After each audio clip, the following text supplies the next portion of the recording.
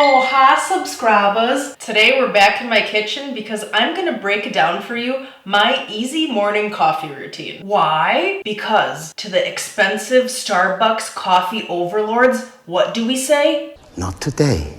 So let me pull you into my coffee corner. Alright, so here's my little coffee corner.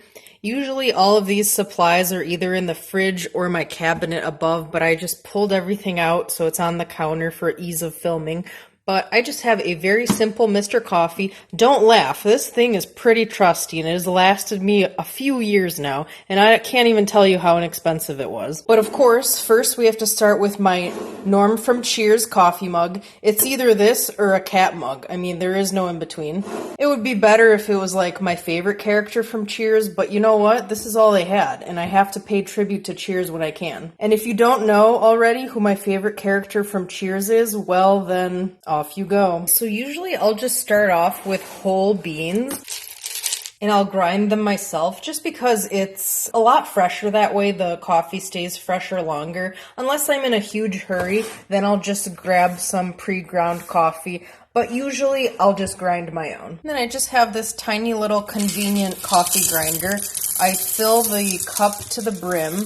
In this Mr. Coffee cup, I fill it to about 6.5, but it only makes 2 mugs. So I found through trial and error that filling this grinder cup is enough coffee for 2 mugs. And then this is always the fun part, giving it a good grind.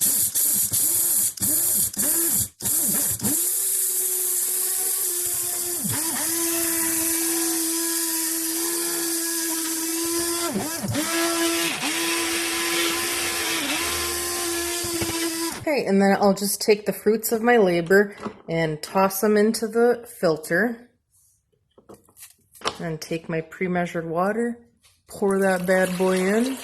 And then sometimes when I know I have a particularly acidic blend, I learned this trick, I don't remember where, I just take a little bit of salt and dash it on top of the grounds. It's supposed to cut the acidity a little bit while it's brewing, so I like to do that sometimes. I don't do it every time, but I'm here to show you my tips and tricks.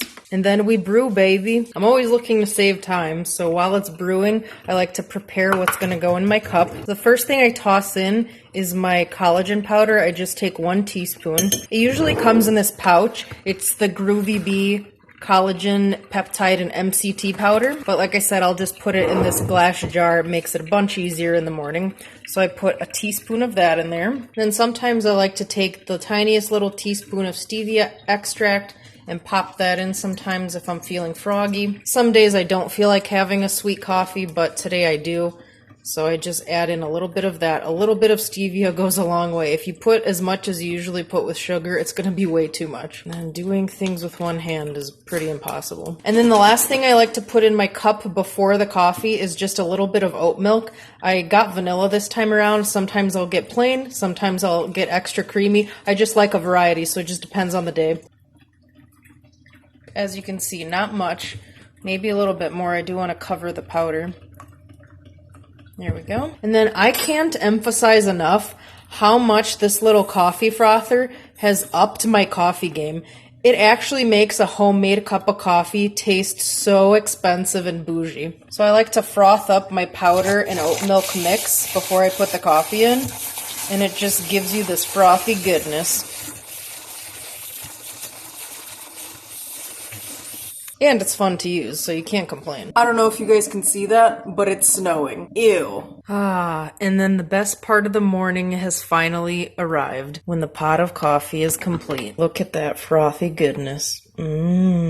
Cheers, Norm. Cheers, good buddy. This cup of coffee has notes of vanilla because of the oat milk, creaminess also because of the oat milk, but I think because of the collagen powder as well. And that collagen powder is chocolate flavored, so it has like a vanilla and chocolatey taste. And then the stevia just adds a little bit of sweetness to bring both of those flavors out. It's so good without being overly sweet. It's just so light and airy and delicious. I really do look forward to my cup of coffee every morning. I usually try to skip one day out of the week just to like give my body a break from caffeine, and I so miss it when those days come. But anyways, let me know in the comments, what's your little coffee routine? Do you go out and buy coffee, or do you make some at home? If you make it at home, what's your hero ingredient? What makes your cup of coffee the best or the most enjoyable part of your day? Don't forget to hit that subscribe button while supplies last. But either way, sound off in the comments. I'd love to talk to you. And until next time, off I go. Very clever. Off you go.